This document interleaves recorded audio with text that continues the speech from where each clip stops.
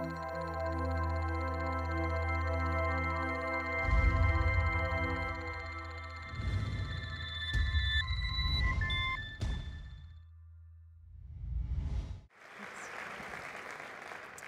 about 18 months ago, my life changed because the iPad came out, and for the first time, I was able to release a number of useless programs to the world that I'd been working on for a long time, actually about 15 or 20 years.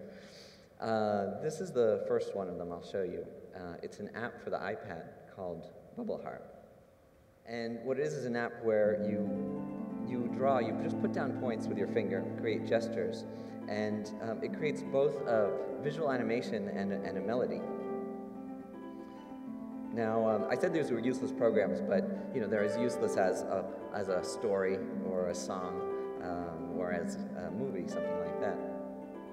One of the things about these apps is that they all use the patterns of nature in order to create something new. So I think a lot of us have forgotten that math was invented in order to model nature. It's not an abstract, cold world of its own.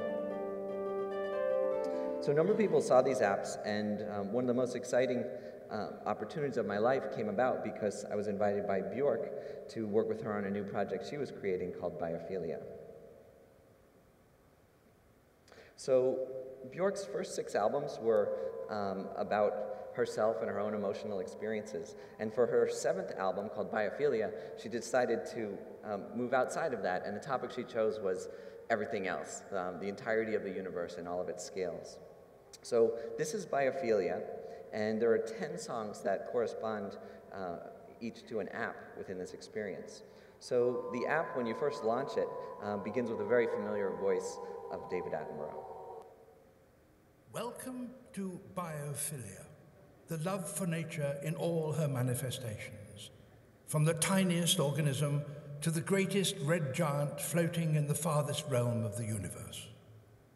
With biophilia comes a restless curiosity, an urge to investigate and discover the elusive places where we meet nature, where she plays on our senses with colors and forms, perfumes and smells, the taste and touch of salty wind on the tongue.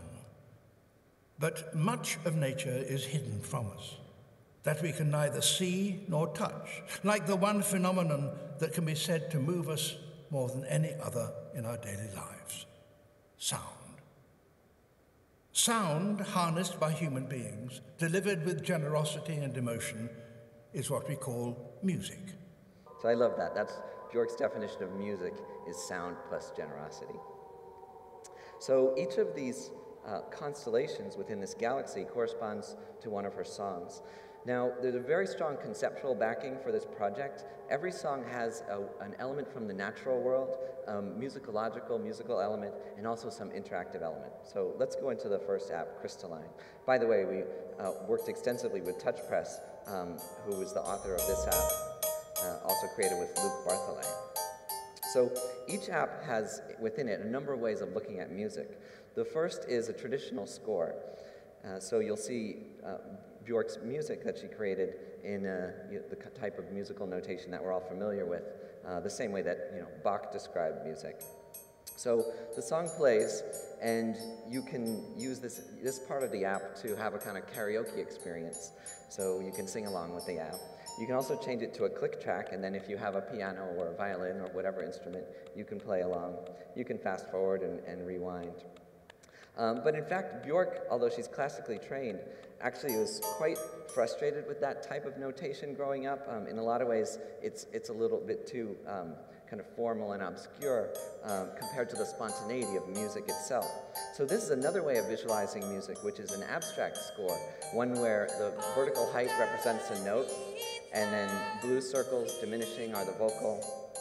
Now, you might think that this is just a beautiful way of visualizing music, but in fact, Björk prefers this to traditional notation, and when she's on stage, she has teleprompters playing this version of the score, and it cues her and the other musicians while she's performing to play this song. So the centerpiece of each of the app songs is some kind of interactive experience. Now, this is Crystalline, and you interact with it by holding the iPad and tilting, and you can scrape crystals off the wall and collect a kind of crystal bundle. So the natural element of this is obvious, it's about crystals.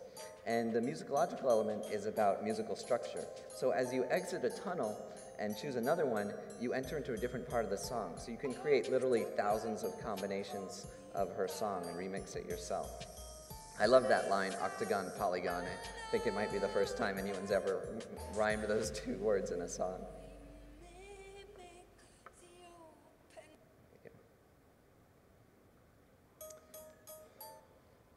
Now, this is a very different app called Virus. This song is a kind of love song. It's almost like a femme fatale story about how much viruses love a cell, so much that they need to kill it. You might think of it as a kind of virus fatale story. So you see these viruses coming in, trying to kill this cell, and it's a kind of game. So you can take the viruses and flick them away and protect the cell from being killed. But if you do, the song gets stuck a couple of verses in. So what Virus is it's a kind of game that you have to lose in order to win. You have to let the viruses continue their attack in order to enjoy the whole song that Björk wrote. So for the purpose of speed, I've evolved this song a little bit so you can see what happens a little later. So the viruses start injecting DNA into this cell. It's actually very important to Björk that this was as realistic as possible. So everything here, it's not a canned movie. It's actually a simulation of viruses injecting DNA into a cell, and then the DNA gradually gets into the nucleus and then creates more and more viruses. A lot of the apps also have an instrument mode. So this is a mode where you can make almost any song you like with some of the same materials Björk used. So with this, you can play samples of this instrument called a hang. There's also these kind of reel-to-reel players in the corners where you can start loops. Biophilia. Let's take a look at one other app. Only 3 songs have been released so far. The whole album is going to come out on October 11th, and I'm going to give you a preview of a couple of things that are coming soon. So Thunderball, the natural element is about electricity, and the musical element is about arpeggios. So with this app, you can do a lot of things with your fingers. So if you tap, it's very satisfying. You create these like electrical sparks. If you draw, you make these kind of lightning drawings. It's really good with a loud sound system. And then when you put multiple fingers, that's the main event. So what happens is you create an arpeggio. So you see it shows you the notes that are playing down there, and then the speed is based on the height. So you can get this kind of 1970s sort of experience up here. And then as you come down, it slows down. If you're close together, it's just one note. And if you're farther apart, it makes many, many notes. You can also use multiple fingers to make non-sequential arpeggios. Now, this is an elaborate project that we only have a little bit of time to show, but I'd like to show a little bit about how Björk integrated this with a live stage performance. So during the performance of Biophilia on stage, she's actually brought in some of these real elements. So she's using a real Tesla coil to play the bass line of the song Thunderball while she's performing in front of an audience. This is from a rehearsal.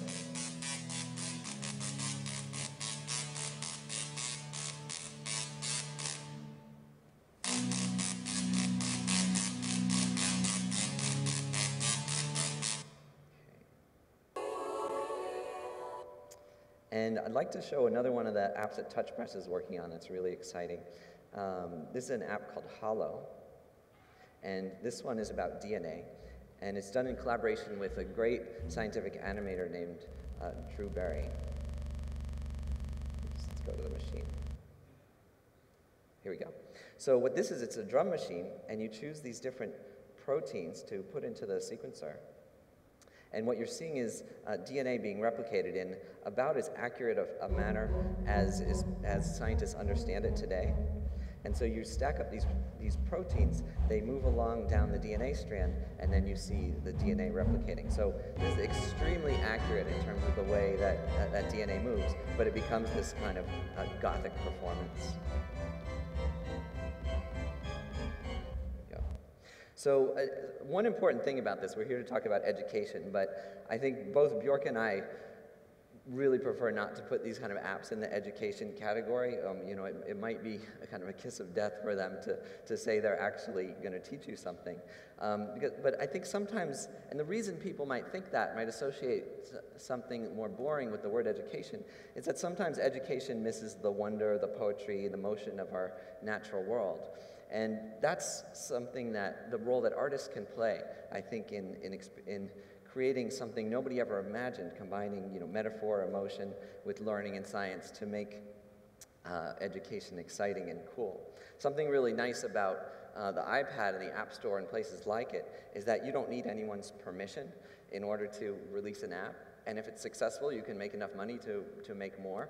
So I think what we're seeing is possibly this kind of education explosion. Some people say we're in the middle of an education bubble because the cost of education is exceeding its value. So I think this is maybe the fragments that the education bubble will explode into, is hundreds of thousands of entrepreneurial ideas. If you have an idea of how you could teach something, you can go out and make it and, you know, see if the world responds to your, you know, useless programs. So I was asked to make a pledge like everybody else. And I think my pledge is simple. I just pledged to continue creating art that tricks people into learning about science.